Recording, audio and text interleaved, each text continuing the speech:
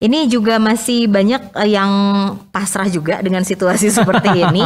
Ada yang masih nunggu aja, ada yang tetap bertahan dengan konvensional, ada yang memang sudah mencoba dengan berbagai hal online, offline segala macam gitu ya. Tapi ada juga yang belum ngapa-ngapain dan belum action, kayak masih nunggu aja, ya udah day by day begitu Betul, ya. betul, Nah, betul. ini boleh ditanggapi dong kalau menurut Pak Wawan sendiri, seperti apa sih supaya memang bisnisnya itu ya paling tidak bisa tetap running lah, walaupun di tengah pandemi global ini.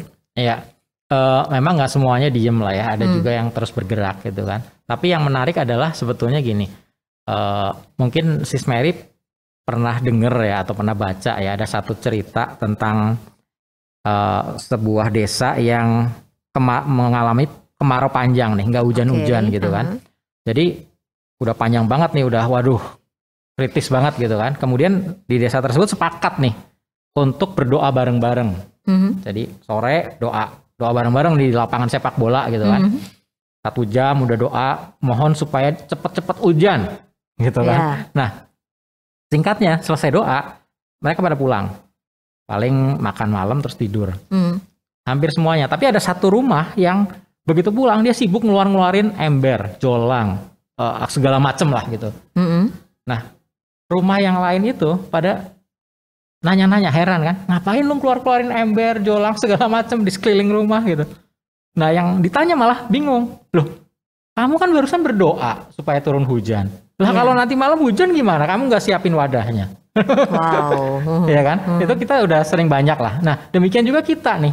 Kita jangan-jangan kayak gitu, Sis. Kita doa, aduh pandemi cepet, krisis cepet berlalu gitu kan. Tapi kita sendiri nggak menyiapkan dalam tanda petik jolangnya gitu.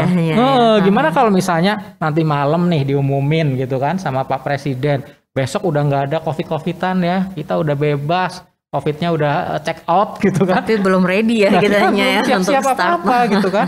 Nah, saya rasa kita semua doanya kan supaya kembali normal gitu kan. Supaya omsetnya juga kembali normal, bisnisnya kembali jalan luar biasa. Tapi kita udah siapin fondasinya kembali belum nih? Mumpung di masa-masa seperti ini gitu kan. Nah itu yang kadang-kadang mindsetnya masih perlu kita perbaiki di sisi pengusahanya. Gak sadar juga sebenarnya ya, jadinya miss di bagian itu. Tapi sebenarnya kalau dalam sebuah bisnis itu memang selalu adakah masa-masa seperti ini? Suka dibilang ada masa paceklik gitu ya. Ada masa yang memang lagi ya pastilah up and down seperti itu gitu. Tapi apakah itu memang sewajar dan senormalnya dalam bisnis, Pak Awan?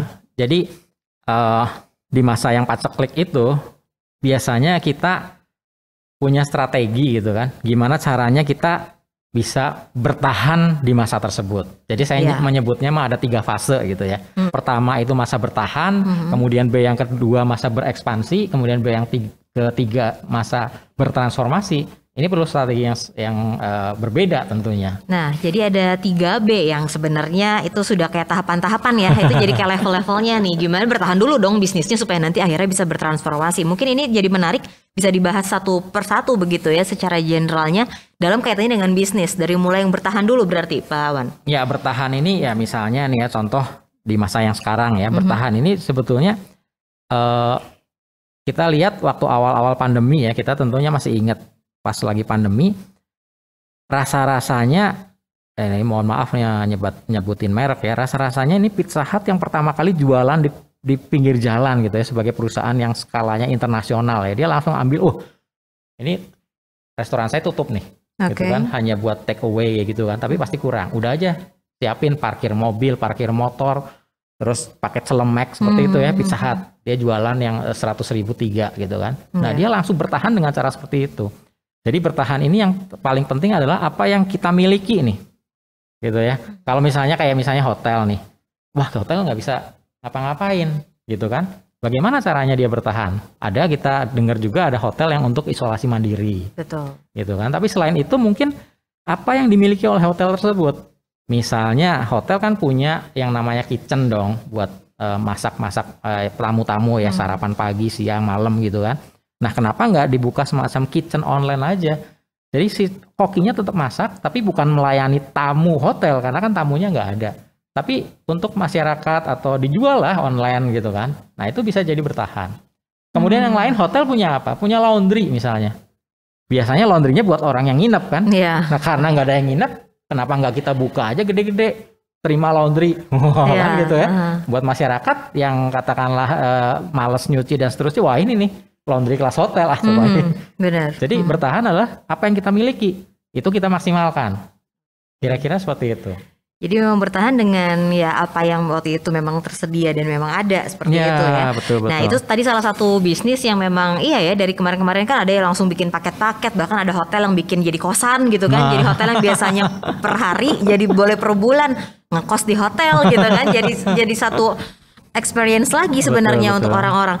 Nah untuk yang berekspansi Pak Awan, ini ada dua hal yang kedua gitu ya, selain bertahan tadi B2 lah ya, B2 ya. Untuk berekspansi. Nah, ini kaitannya dengan bisnis gimana nih ketika fase bertahannya sudah kan? Mungkin masih dalam masa pandemi juga, semuanya masih serba terbatas, tapi mungkin bisa dikasih bayangan berekspansi dalam masa pandemi seperti apa? Betul. Jadi berekspansi adalah setelah tadi yang pertama itu apa yang kita miliki dimaksimalkan ya. Kemudian ekspansi ini bisnis kita mau seperti apa? Jadi contohnya apakah kita nantinya pada saat udah beres nih krisis pandemi gitu kan, apakah kita akan membuka waralaba misalnya. Nah infrastrukturnya kita udah pikirin dari sekarang nih, mumpung masih pandemi misalnya, kita udah coret-coret dulu nih, kita bikin pondasinya, jadi pas begitu udah nggak ada itu ya udah normal kembali, kita udah tinggal ngegas misalnya gitu. Nah itu salah satunya, contohnya kita mau seperti apa sih gitu, strategi. Betul. Apakah kemudian misalnya kita sekarang kan banyak kuliner ya sis ya.